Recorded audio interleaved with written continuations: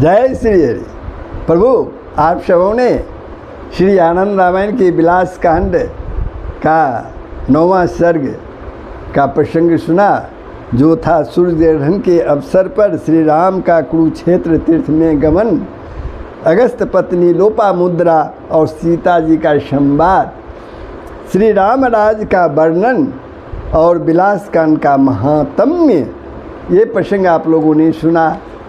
अब बंधुओं, हम लोग श्री आनंद रामायण के जन्म कांड के पहला सर्ग में प्रवेश कर रहे हैं, जिसका प्रसंग है धात्री द्वारा यानी दाई द्वारा सीता के गर्भवती होने का समाचार सुनकर श्री राम का विविध दान देना, सीता का श्री राम के पास उपवन दर्शन की इच्छा का संदेश भेजना, उपवन की शोभा का वर्णन। ये प्रसंग आप श्री आनंद रामायण के जन्म कांड का पहले सर्ग में श्रवण करेंगे। प्रसंग प्रारंभ हो प्रभु तो आप अपने YouTube channel Sanatan Darshan with Dinesh को ज़रूर सब्सक्राइब कर देंगे, बेल आइकन को दबा देंगे, शेयर करेंगे, कमेंट करेंगे। जय श्री हरि। तो प्रसंग प्रारंभ हो रहा है, आप लोग ध्यानपूर्वक इसका श्रवण करें।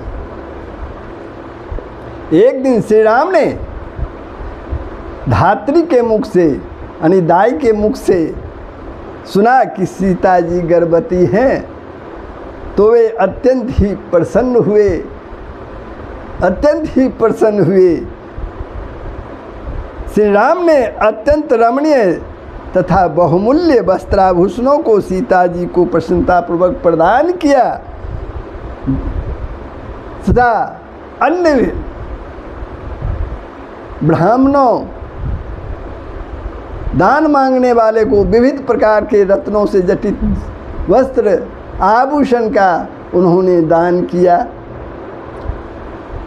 जब दूसरा मास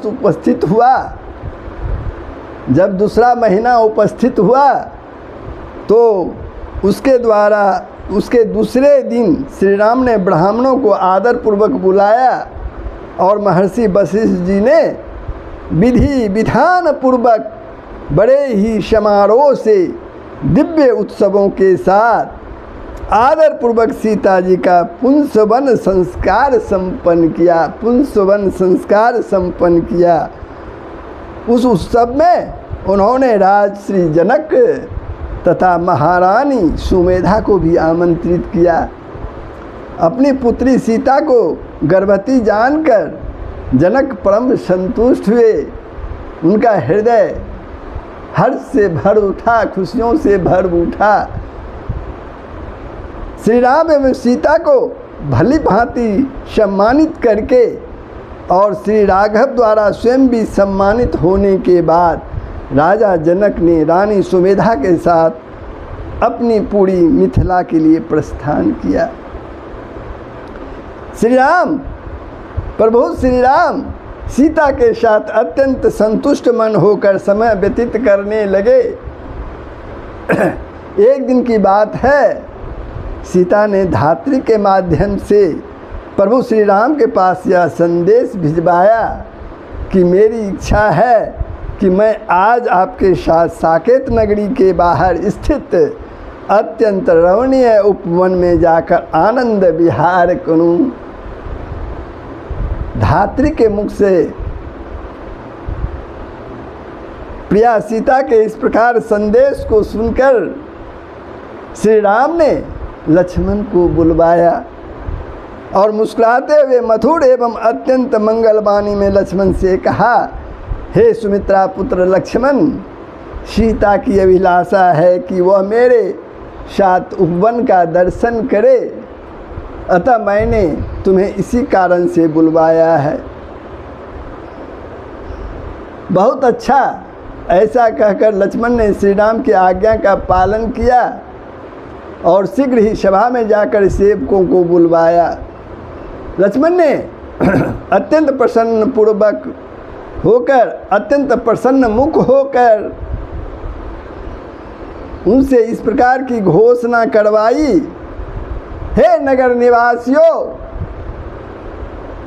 हे व्यापारी जनों तथा अन्य जो भी व्यवसायी जन हैं, वे सभी प्रसन्नतापूर्वक हमारी बातों को सुने। आज श्री सीता जी श्री राम के साथ में उद्यान दर्शन के लिए जाएंगी, अतः आप सभी को पहले ही वहाँ पहुँच जाना चाहिए।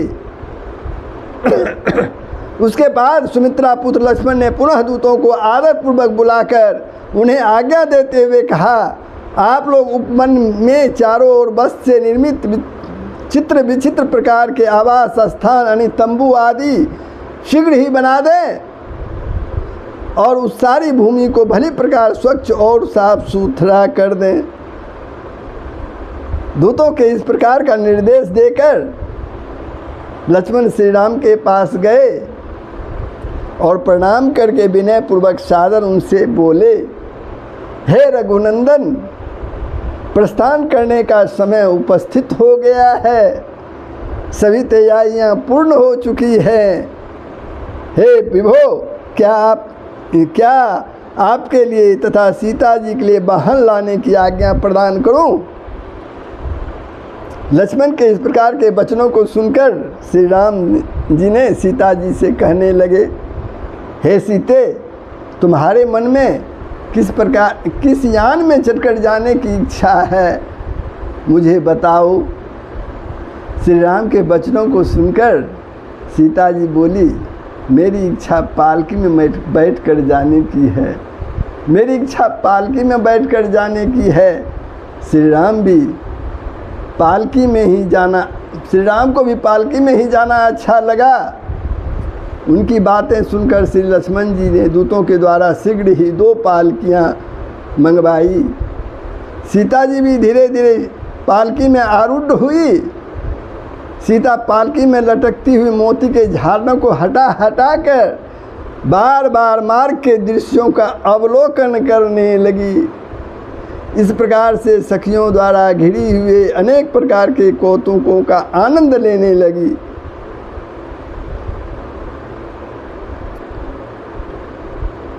श्री राम और सीता के साथ ही लक्ष्मण आदि अन्य सभी भाई तथा उनकी पत्नियां, सभी माताएं अलग अलग दिव्य पालकियों पर बैठकर चल पड़े।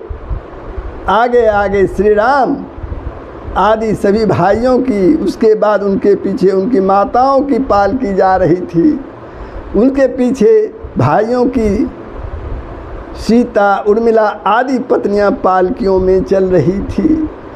इन सभी के आगे गुरुवर महर्षि वशिष्ठ जी की पालकी चल रही थी। इस प्रकार वे सभी श्री राम का दर्शन करते हुए उपवन की ओर जा रहे थे। सभी उपवन की ओर जा रहे थे। उस उपवन में आम के वृक्ष लगे हुए थे, वे वास्तव में रस के आले ही थे। अशोक के वृक्ष सब प्रकार के शोकों को दूर करने वाले थे। उस उपवन में वह उपवन ताल, तमाल, हिंताल तथा साल के वृक्षों से चारों ओर से घिरा हुआ था। चारों ओर से वह वृक्षों से घिरा हुआ था।